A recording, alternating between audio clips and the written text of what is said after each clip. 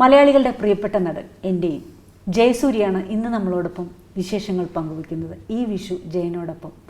ജയ നമസ്കാരം.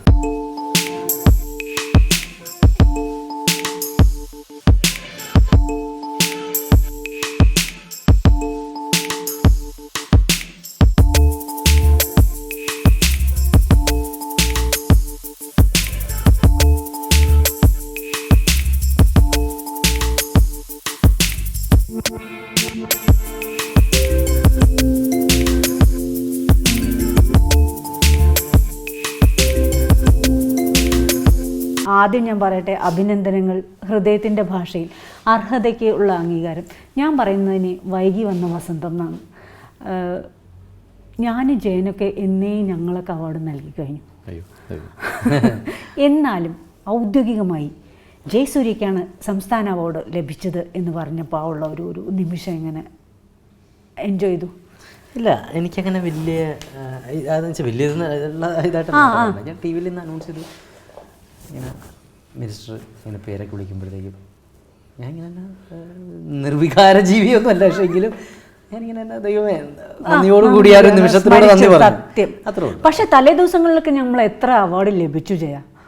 അല്ല, അങ്ങനെ സംസ്ഥാന അവാർഡിന്റെ തലേ ദിവസങ്ങളിൽ ജയസൂര്യക്കാണ് അവാർഡ്, ജയസൂര്യക്കാണ്, അങ്ങനെ എത്ര വർഷങ്ങൾ. അവസാനം അത് സത്യമായിട്ട് എത്തുമ്പോൾ ഉള്ള ഒരു അല്ല, അത് എൻ്റെ സന്തോഷമുണ്ട്. പക്ഷെ അത് ഞാൻ നമുക്കറിയാലോ അതും കടന്നു പോകുമെന്നറിയാലോ, അതുകൊണ്ട് അങ്ങനെ അത് പോട്ടെ. അതൊരു വലിയ സംഭവമായിട്ട് ചില അവാർഡുകൾ ചിലപ്പോൾ ജീവിതത്തിൽ വില്ലനൊക്കെ ആയിട്ട് കടന്നു വരും. സത്യമാണ്. അപ്പം അതുകൊണ്ട് അതങ്ങോട്ട് ആ ഷെൽഫിലിരുന്നോട്ടെ, അത് തലയിൽ വെച്ച് കഴിഞ്ഞാൽ വലിയ കുഴപ്പമാണ്. അതൊന്നും ബാധിക്കാതിരിക്കട്ടെ എന്നുള്ളതാണ്. വിഷുവാണ് ഇന്ന്. വിഷു മെമ്മറി എന്ന് പറയുമ്പോൾ കുട്ടിക്കാലത്തുള്ള വിഷു, നടനായിട്ടുള്ള വിഷു, തിരക്കേറിയ വിഷു, ജീവിതത്തിലെ വിഷു, ആഘോഷിക്കാത്ത വിഷു. കാര്യം തിരക്ക് മൂലം ചിലപ്പോൾ പല ഒക്കേഷനിലും ഒക്കെ ആയിരിക്കും വീട്ടുകാരെ മിസ് ചെയ്യുന്ന വിഷു. പല ഡിഫറെൻറ്റ് ആയിട്ടുള്ള എക്സ്പീരിയൻസ് ആയിരിക്കും പ്രത്യേകിച്ചും അഭിനേതാക്കൾക്ക്. അത്തരത്തിൽ വിഷുവിനെ ഓർക്കുമ്പോൾ ജയൻ എങ്ങനെയാണ്? അല്ലേ, അതായത് നമുക്ക് വെറുതെ ഇപ്പം നൊസ്റ്റാൾജിയ എന്ന് പറയുന്ന സംഭവം എല്ലാവരുടെ ലൈഫിലുള്ളതാണ്.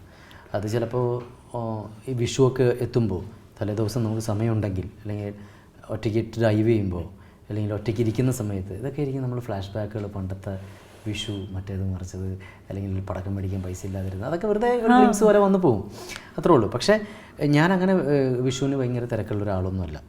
തിരക്കുണ്ടെങ്കിൽ പോലും ആ സമയത്ത് തിരക്ക് എല്ലാം മാറ്റി വെച്ചിട്ട് വിഷു വീട്ടുകാരുടെ കൂടെ, കുടുംബത്തിൻ്റെ കൂടെ ആഘോഷിക്കുന്ന ഒരാളാണ്. കാരണം എന്തുകൊണ്ടാണ് ഞാൻ എപ്പോഴും എല്ലാ ഇൻ്റർവ്യൂസിലും പറയുന്ന ഒരു കാര്യമാണ്, ആഘോഷങ്ങൾ എന്നും പിള്ളേരുടെ മനസ്സിലുണ്ടാവും. സത്യം.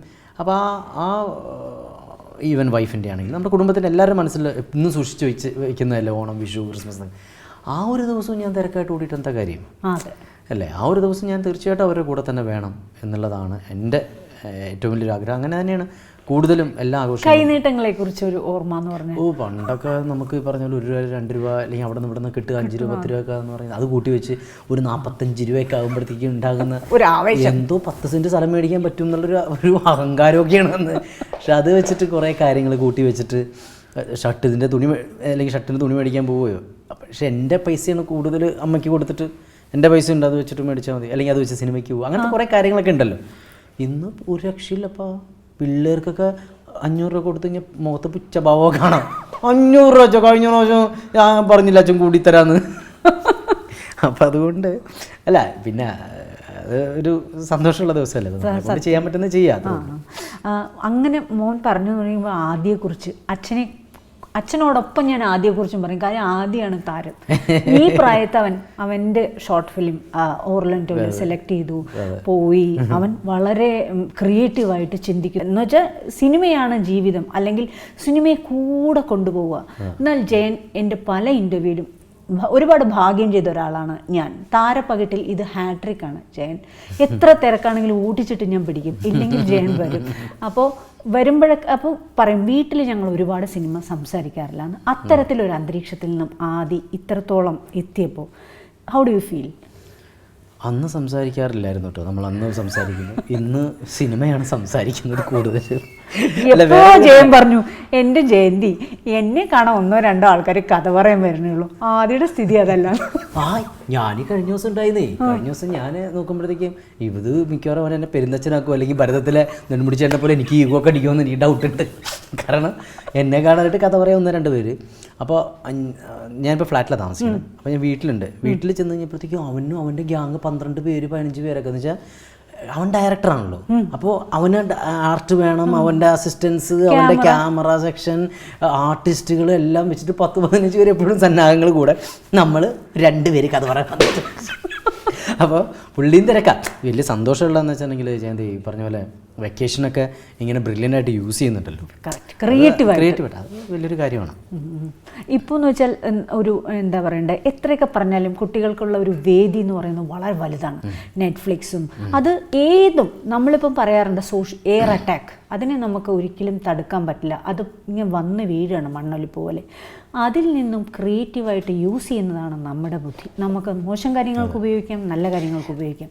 എനിക്ക് അതെന്താ പറയുക ജയന്തി, ചിലവർ പറയില്ലേ, അച്ഛനും അമ്മമാർ പറയും എനിക്കറിയില്ല കേട്ടോ ഇതിപ്പോൾ ഞാൻ ചെയ്യുന്നത് ശരിയാണോ, ഞാൻ ചെയ്ത് തെറ്റാണോ എന്നുള്ള കാര്യമൊന്നും എനിക്കറിയില്ല. ചിലപ്പോൾ ഇൻ്റർവ്യൂ കാണുമ്പോഴത്തേക്ക് യൂട്യൂബിൻ്റെ താഴെയൊക്കെ ഉണ്ടാവും കമൻറ്റ്സ്, എന്തെന്ന് മണ്ടത്തര പറയണമെന്നൊക്കെ. ഓരോരുത്തർക്കും ഓരോരോ ശരികളാണ് അല്ലേ. ഇതിപ്പോൾ എൻ്റെ ശരിയാണ്. ഈ ലോകത്ത് തർക്കങ്ങളെല്ലാം ഉണ്ടായിട്ടുള്ളത്, പ്രശ്നങ്ങൾ ഉണ്ടായിട്ടുള്ളത് ഒരു ശരിയും ഒരു തെറ്റും തമ്മിലല്ല, ഒരു ശരിയും വേറൊരു ശരിയും തമ്മിലാണ്. മനസ്സിലായി? ഞാൻ ഒരു ശരി പറയുന്നു, ജയന്തി ഒരു ശരി എന്ന് പറഞ്ഞ പോലെ ഞാൻ ശരികൾ വ്യത്യാസമാണ് ഓരോരുത്തർക്കും. അത്രേ ഉള്ളൂ. അപ്പോൾ ഞാൻ പറഞ്ഞു വന്നതെന്ന് വെച്ചിട്ടുണ്ടെങ്കിൽ അവൻ ആഗ്രഹിക്കുന്ന എല്ലാ കാര്യങ്ങളും എന്നെക്കൊണ്ട് ഇപ്പം പറ്റുന്നത് കൊണ്ട് ഞാൻ ചെയ്തു കൊടുക്കുന്നു അല്ലേ. അപ്പോൾ ഞാൻ പറയുന്നത് അങ്ങനെയുള്ള പാരൻസ് ഒക്കെ ഉണ്ടെങ്കിൽ, അല്ലെങ്കിൽ മക്കൾക്കൊരു ടാലൻ്റ് ഉണ്ടെങ്കിൽ അതിൻ്റെ എക്സ്ട്രീം കാര്യങ്ങൾ ചെയ്തു കൊടുക്കാനാണ് ഞാൻ പറയുക. കാരണം ഇപ്പോഴേ അവർക്ക് കുറേ കാര്യങ്ങൾ ഗ്രാസ്പ് ചെയ്യാനും പെട്ടെന്ന് അതിലേക്ക് വളരാനൊക്കെ പറ്റും എന്നാണ് എനിക്ക് തോന്നുന്നത്. നമ്മളാണ് ഈ കുട്ടികളാണെന്നും പറഞ്ഞ് അവരെ ചുരുക്കി കളയുന്നത് എന്നാണ് എനിക്ക് തോന്നുന്നത്. അത് ചെയ്യാതെ മാക്സിമം പ്രൊവൈഡ് ചെയ്യേ, അവർ വളരട്ടെ. എങ്കിലത് റൈറ്റായിട്ടുള്ള നമ്മുടെ ശ്രദ്ധ എപ്പോഴും വേണം. നമുക്കൊന്ന് ചാനലൈസ് ചെയ്ത് കൊടുക്കാനായിട്ട് പറ്റും എന്നാണ് എനിക്ക് തോന്നുന്നത്. കുട്ടികളാണെന്ന് പറയുമ്പോൾ എനിക്ക് ജയൻ്റെ അനുഭവം തന്നെയാണ് ഓർമ്മ. എന്ന് വെച്ചാൽ ജയൻ ഷെയർ ചെയ്തൊരു കാര്യം, എനിക്കൊരു ചെറിയ എന്ന് വെച്ചാൽ ഡോക്ടർ ഒരു 6 മാസം റെസ്റ്റ് കളിക്കണ്ട എന്ന് പറഞ്ഞപ്പോൾ എന്നെ 18 വയസ്സ് വരെ കളിക്കാനേ വിട്ടിട്ടില്ല. അതെ പണ്ട് ഇൻ്റർവ്യൂലുണ്ട് റൊമാറ്റിക് ഫീവർ എന്ന് പറഞ്ഞൊരു അസുഖം ഉണ്ടായിരുന്നു. കാലിൻ്റെ ജോയിൻസ് ഒക്കെ പെയിനാണ്. അല്ല ആയിരിക്കാം 18 വയസ്സ് വരെ ഇഞ്ചക്ഷൻ ഉള്ളതുകൊണ്ട് അങ്ങനെ അധികം സ്ട്രെയിൻ വേണ്ട, ഡോക്ടർ ഒന്നും ഉദ്ദേശിച്ചിട്ടുണ്ടാവില്ല, അധികം സ്ട്രെയിൻ വേണ്ട എന്ന് പറയുന്നുണ്ട്. അപ്പോൾ 18 വയസ്സ് വരെ എന്നെ കളിക്കാനും ഒരുപാട് പരിപാടിക്കൊന്നും വിട്ടിട്ടില്ല. അപ്പോൾ കുഴപ്പമില്ല, അതുകൊണ്ട് സിനിമ നടനില്ലേ. അതുകൊണ്ട് ഇരുന്നിട്ടുള്ള പരിപാടികളാണല്ലോ മിമിക്രി കാര്യങ്ങളൊക്കെ. അപ്പോൾ അതിലേക്ക് ഫോക്കസ് ചെയ്ത് എല്ലാവരും അങ്ങനെ ഫുട്ബോൾ ഇറങ്ങി ഗ്രൗണ്ടിൽ കളിക്കുകയോ ചെയ്യാത്ത ജയൻ അപരവാളി വന്നപ്പോൾ നമുക്ക് ആ VP സത്യനെ നമുക്ക് കണ്ടു. ജയൻ അങ്ങനെ ആ ഒരു പരീക്ഷണം എങ്ങനെയായിരുന്നു? അദ്ദേഹത്തിൻ്റെ പുറകേ നടന്ന് അദ്ദേഹം മുന്നിൽ നിന്നുകൊണ്ടല്ലല്ലോ, അതിങ്ങനെ ആ യാത്ര നമ്മൾ മനസ്സിലാക്കുക. അതെങ്ങനെയായിരുന്നു ആ ഒരു കാലം? അല്ല, ഞാൻ പല ഇൻ്റർവ്യൂസിലും പറഞ്ഞിട്ടുള്ള കാര്യമാണ് ജയന്തി. കാരണം നമുക്ക് ഒന്നാമത്തെ കാര്യം അദ്ദേഹത്തിന് അറിയില്ല. അദ്ദേഹത്തിൻ്റെ കുടുംബം വഴിയോ അദ്ദേഹത്തിൻ്റെ സുഹൃത്തുക്കൾ വഴിയാണ് നമുക്ക് ചെയ്യാൻ പറ്റിയത്, പുള്ളിനെ അറിഞ്ഞത്. പിന്നെ എങ്ങനെ ചെയ്യുന്നു എന്ന് വെച്ചാൽ അതൊരു ഭയങ്കര മാജിക്കും ദൈവാനുഗ്രഹമൊക്കെയാണ് ജയന്തി. നമുക്കറിയില്ല. ഞാൻ മിക്കവരും പറയുന്നൊരു കാര്യമുണ്ട്, ആത്മവിശ്വാസം കൊണ്ട് ചെയ്യാൻ പറ്റുന്ന ഒരു സംഭവമല്ല അഭിനയം. അത് ഒരു ജോലിയെന്ന് ഞാൻ വേണമെങ്കിൽ പറയും. അവിടെയൊക്കെ ദൈവാനുഗ്രഹമാണ്. അപ്പം ഞാനിത് ചെയ്യും, ഈ ക്യാരക്ടർ ഞാൻ ഗംഭീരവും എന്തെന്ന് അങ്ങനെയൊന്നുമില്ല. ഇതൊക്കെ ദൈവമായിട്ട് ആ സമയത്ത് തോന്നിപ്പിക്കുന്ന ചില കാര്യങ്ങളാണ്. അത് ഇല്ലെങ്കിലില്ല, നമുക്ക് നിന്നു കൊടുക്കാൻ മാത്രമേ സാധിക്കുകയുള്ളൂ. ഞാനും അങ്ങനെ നിന്നു കൊടുത്തു എന്നുള്ളത് മാത്രമേ ഉള്ളൂ. ബാക്കിയെല്ലാം സംഭവിച്ചു. നമുക്കെപ്പോഴും അറിയാം, ഒരാൾ പ്രശസ്തിയിൽ നിൽക്കുമ്പോൾ, എല്ലാം ലഭിച്ചു കഴിയുമ്പോൾ, ജനങ്ങൾ അറിഞ്ഞു തുടങ്ങുമ്പോൾ അന്ന് അവരുടെ ജീവിത വിജയങ്ങൾ മാത്രം. ആ മുഹൂർത്തത്തിലൂടെ നമുക്ക് സഞ്ചരിക്കാൻ ഒരുപാട് എളുപ്പമാണ്. പക്ഷേ ഒരു തലത്തിലെത്തി പാരമ്യതയിലെത്തിക്കഴിഞ്ഞ് പിന്നെ നമ്മൾ താഴോട്ട് ഇറങ്ങേണ്ട ഒരു അവസ്ഥയുണ്ട്. ആ സമയത്ത് ആൾക്കൂട്ടത്തിൽ തനിയെന്ന് നമ്മുടെ കൂടെ ആളില്ല, അമ്പാരിയില്ല, തിരക്കില്ല. പക്ഷെ നമുക്ക് ഈ പറഞ്ഞ കാര്യങ്ങളൊന്നും കൈവിടാനും പറ്റില്ല. ഒന്നുമില്ലാന്ന് എനിക്ക് അലറിക്കരയാൻ പറ്റില്ല. എന്നാൽ ഈ സഹായിക്കേണ്ട സർക്കാരിന് ചിലപ്പോൾ അറിയില്ലായിരിക്കും, അറിഞ്ഞിട്ടില്ലായിരിക്കും, ചിലപ്പോൾ ചെയ്യാൻ പറ്റാത്തൊരവസ്ഥയായിരിക്കും. ഇങ്ങനത്തെ ഒരു അവസ്ഥാവിശേഷം ഉണ്ടാവാറുണ്ട്. നമ്മളെ വിട്ടുപോയ VP സത്യനെയായാലും അത് നമുക്ക് അറിഞ്ഞു. ഇപ്പോൾ ജയൻ അദ്ദേഹത്തിൻ്റെ ഒരു കായികമായ ആ ഒരു സമയം അത് കഴിഞ്ഞിട്ടുള്ളൊരിത് എങ്ങനെ ജയൻ അത് ഫീൽ ചെയ്തു? അല്ല, അതാ ഞാൻ പറഞ്ഞു, ഞാൻ ചോദിച്ച് മനസ്സിലാക്കുകയാണ് ചെയ്തത്. പിന്നെ എന്താ പറയുക, ഈ ട്രോമയിലൂടെ എല്ലാം പോയിട്ടുണ്ട് എന്നുള്ള കാര്യം സ്ക്രിപ്റ്റിലൂടെയും മറ്റുള്ളവരോട് അറിഞ്ഞിട്ടുണ്ടല്ലോ. ഒരു ഘട്ടം കഴിഞ്ഞപ്പോൾ ഈ പറഞ്ഞതുപോലെ തന്നെ ഫെയിമിൽ നിന്ന് കഴിഞ്ഞപ്പോഴത്തേക്കും എല്ലാവരും ഉണ്ടായിരുന്നു, ആരവങ്ങളുണ്ടായിരുന്നു. അത് കഴിഞ്ഞപ്പോഴത്തേക്കും ഇതെല്ലാം നഷ്ടമായി. അപ്പോഴാണ് ഡിപ്രഷനിലേക്ക് പോകുന്നത്, ഫ്രസ്ട്രേഷനിലേക്ക് പോകുന്നത്. ഡിപ്രഷൻ പല കാര്യങ്ങളുണ്ട് അല്ലേ. അപ്പോൾ എനിക്ക് തോന്നുന്നു അതെങ്ങനെ ചെയ്തു എന്ന് വെച്ചാൽ എനിക്കറിയില്ല. അത് നമുക്കത് അറിയാൻ പറ്റില്ല. ഇത് എങ്ങനെയാണത് പ്ലേ ചെയ്തതെന്ന് ചോദിച്ചാൽ സത്യമായിട്ട് അറിയില്ല ജയന്തി. അതങ്ങനെ സംഭവിച്ചു എന്നുള്ളത് മാത്രമേ ഉള്ളൂ. പക്ഷെ ജയൻ എങ്ങനെയൊക്കെ പറഞ്ഞാലും എത്ര സിനിമ എന്തൊക്കെ പറഞ്ഞാലും ജയന് യെസ് ഒരു അല്ല, ഞാനിങ്ങനെ പറഞ്ഞിട്ട് എന്താണ് ഉത്തരം പറയേണ്ടതെന്ന് ഇങ്ങനെ ആലോചിച്ചത്. ദൈവം അതെങ്ങനെ ചെയ്തു എന്ന് ഞാൻ അങ്ങനെ പറയും, എനിക്കറിയില്ല. ബട്ട് അത് വന്നത് ജയൻ അറിഞ്ഞില്ല, പക്ഷെ സിനിമ കണ്ട ഞങ്ങളെല്ലാവരും അതാണ്. അയ്യോ അത് സന്തോഷം. അല്ല, മറ്റുള്ളവർക്ക് ഒരു VP സത്യനായിട്ട് എനിക്കത് മാത്രം ആഗ്രഹം ഉണ്ടായിരുന്നുള്ളൂ ജയന്തി.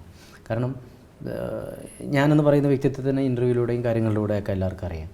ഈ സിനിമ കാണുന്ന സമയത്ത് അത് ജയസൂര്യ തന്നെയാണല്ലോ എന്ന് പറഞ്ഞു കഴിഞ്ഞിട്ടുണ്ടെങ്കിൽ അത് പോയി. പക്ഷെ അതൊരു VP സത്യനായിട്ട് കാണുന്ന ഈശ്വര എന്നുള്ളൊരു പ്രാർത്ഥന മാത്രമേ ഉണ്ടായിരുന്നുള്ളൂ.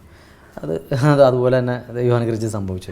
ജയൻ വന്ന കാലം ഓമ പെണ്ണിന് ആ ഒരു പടം തൊട്ട് ഇങ്ങോട്ട് നമുക്ക് മീഡിയയുടെ അല്ലെങ്കിൽ ജനങ്ങളുടെ ഒരു സിനിമയിലെ മാറ്റത്തിലേക്ക് പോകണ്ട. സോഷ്യൽ മീഡിയ ഒന്നും വന്ന് ഇത്രയും ലൈവല്ല, താരങ്ങൾ തന്നെയാണ് താരങ്ങൾ. ഇന്ന് അങ്ങനെയല്ല, ആർക്കും താരമാവാം. വേറൊരു എനിക്ക് കഴിവുണ്ടോ, എൻ്റെ വീട്ടിലിരുന്നു കൊണ്ട് ഞാൻ ആ കഴിവ് പുറം ലോകത്തെ അറിയിക്കുന്ന ഒരു കാലത്തിലേക്ക് നമ്മൾ വളർന്നു കഴിഞ്ഞു. ആ ഒരു സോഷ്യൽ മീഡിയയെ എങ്ങനെ കാണുന്നു? എത്രത്തോളം സിനിമയ്ക്ക് ഗുണമാണോ ദോഷമാണോ ഈ ഒരു സോഷ്യൽ മീഡിയ? സോഷ്യൽ മീഡിയ തീർച്ചയായിട്ടും സിനിമയ്ക്ക്, അതായത് ഇപ്പോൾ ടിക്ടോക്ക് കാര്യങ്ങളൊക്കെ ഉണ്ടല്ലോ, ഒരുപാട് പേര് അവരുടെ ടാലൻറ്റുകൾ ചിലപ്പോൾ 4 ചുവരുകൾക്കുള്ളിൽ മാത്രം ഒതുങ്ങി പോകേണ്ട ടാലൻസ് ഇപ്പോൾ പാട്ട് പാടിയിട്ടാണെങ്കിലും അല്ലെങ്കിൽ എന്താ പറയുക മിമിക്രിയിലൂടെയാണെങ്കിലും അതെല്ലാം ചെയ്യുകയും ഓൺലൈനിൽ കുറേ നല്ല പിള്ളേരുണ്ട്. അവരൊക്കെ നല്ലതാണെന്ന് കണ്ടു കഴിഞ്ഞാൽ അവർ മാക്സിമം അവരുടെ പേജിലൊക്കെ ഇട്ടിട്ട് അവരെ പ്രൊമോട്ട് ചെയ്യാറുണ്ട്. അതൊരു വലിയൊരു കാര്യമാണ്. അതൊരു നല്ല ക്വാളിറ്റി, വലിയൊരു കാര്യം. അല്ലാതെ ഈ പറഞ്ഞതുപോലെ ഈഗോനെ സാറ്റിസ്ഫൈ ചെയ്യാൻ വേണ്ടി ഒരുത്തൻ ഒരു കാര്യം ഇട്ടാൽ അവനേക്കാൾ എനിക്ക് മേളിലിടണം, അതിനേക്കാൾ വേറൊരു സാധനം എനിക്ക് ഇടണം എന്നുള്ള ഈഗോനെ അങ്ങനെയുള്ളതും ഉണ്ട്. അപ്പോൾ അതെല്ലാം അതൊരു ഏതൊരു ഇതിനുണ്ടാവില്ലേ പ്ലസ്സും മൈനസൊക്കെ. നമുക്ക് കാണേണ്ടത് നമ്മൾ കാണാം, അത്രേ ഉള്ളൂ. ഒരു മേരിക്കുട്ടിയിൽ നിന്നും സിനിമ കഴിഞ്ഞു കഴിഞ്ഞാൽ ആ മേരിക്കുട്ടി പുറകെ വരാറുണ്ടോ ചേ? ഏത് മേരിക്കുട്ടി പുറകെ വരും? ഞാൻ മേരിക്കുട്ടി കഴിഞ്ഞു അതിനെന്റെ ഭാര്യ സമ്മതിക്കാറില്ല. ഒരു മേരിക്കുട്ടി പുറകെ വരാൻ അല്ലല്ല, അതല്ല. കഥാപാത്രങ്ങൾ ഈ 35 ദിവസമാണെങ്കിൽ ആ 35 ദിവസം നമ്മുടെ കൂടെ ഉണ്ടാവും. ലാസ്റ്റത്തെ ദിവസമുള്ള പാക്കപ്പ് നമുക്കറിയാമല്ലോ, ലാസ്റ്റ് ഡേ ഉള്ള പാക്കപ്പിൻ്റെ അന്ന് അത് എന്നിൽ നിന്നും ഞാനതിനെ മാറ്റി ഒരു സ്ഥലത്തേക്ക് സേവ് ചെയ്ത് വയ്ക്കും. അല്ലാതെ അത് എന്നെ കൂടെ കൊണ്ട് ഞാൻ എൻ്റെ നടക്കാറില്ല. ഇപ്പോൾ നമ്മളൊരു ഫയലൊക്കെ ഇങ്ങനെ ക്ലോസ് ചെയ്തിട്ട് ഒരു സ്ഥലത്ത് വയ്ക്കില്ലേ എന്ന് പറഞ്ഞ പോലെ അതിനെ ക്ലോസ് ചെയ്ത് നമ്മുടെ തലയ്ക്കകത്ത് വയ്ക്കും, ഇറക്കി വിടില്ല. ചില സിനിമകൾ കഴിയുമ്പോൾ നമുക്ക് തന്നെ തോന്നും ഇത് നമ്മൾ ഒരുപാട് സ്ട്രെയിൻ എടുത്തു എന്നല്ല, അധ്വാനിച്ചാൽ ഇതിൽ നിന്ന് നമുക്കൊരു സമയം, നമുക്കൊരു ഇതൊന്നും ഇല്ലാത്തൊരവസ്ഥയിലേക്ക് പോകണം, ഫോണേ ഇല്ലാത്തൊരു കാലത്തേക്ക് പോകണം. അങ്ങനെ ടൈമിനെ എങ്ങനെ യൂസ് ചെയ്യുന്നു? ഇല്ല, ഞാൻ അങ്ങനെ വലിയ ഒന്നാമത് കാര്യം അങ്ങനെ തിരക്കുള്ള ആക്ടറൊന്നുമല്ല. അതായത് എൻ്റെ ദൈവമേ, ഇത് ആരാ പറയണമെന്നറിയാം? എൻ്റെ ജയന്തി ചേച്ചി പ്രേതം 2 എന്ന് പറയുന്ന സിനിമയ്ക്ക് ശേഷം ഞാൻ ഒറ്റ പടം ചെയ്തിട്ടില്ല. ജയൻ ചെയ്തിട്ടില്ല എന്ന് ഞങ്ങൾ അറിയുന്നു. ജയൻ എത്ര ചർച്ചയിൽ പങ്കെടുത്തിട്ടുണ്ട്, സിനിമയുടെ കഥ കേട്ടിട്ടുണ്ട്, അതൊക്കെ സിനിമയാണ് അത് ജനിക്കാത്ത സിനിമകളാണ് ഞങ്ങൾ. അപ്പം ഞങ്ങൾക്കറിയാം പ്രേതം കഴിഞ്ഞ് ഞാൻ വെറുതെ ഇരിക്കല്ല. പ്രേതം കഴിഞ്ഞാൽ ജയൻ എത്ര സിനിമ, ഒരുപാട് ദൈവാനുഗ്രഹിച്ച് ഒരുപാട് കഥകൾ കേൾക്കുന്നു. അതിൽ നമുക്ക് ഇഷ്ടപ്പെട്ട സിനിമകൾ നമ്മൾ ചെയ്യുന്നു. ഞാൻ ഒരുപാട് അത്യാവശ്യം യാത്രകളൊക്കെ പോകുന്നതാണ്. അപ്പം ഞാൻ വൈഫും കൂടി കുറേ യാത്രകളൊക്കെ പോയി. അതൊക്കെ തന്നെയാണ്. ഞാൻ ഗ്യാപ്പ് കിട്ടുമ്പോഴത്തേക്കും തീർച്ചയായിട്ടും യാത്ര പോവുക, ഇതാണ് മെയിൻ പരിപാടി. ഈ പറഞ്ഞ പോലെ ഫോണോ കാര്യങ്ങളോ അതൊന്നും നമ്മളെ പിന്നെ ബാധിക്കില്ല.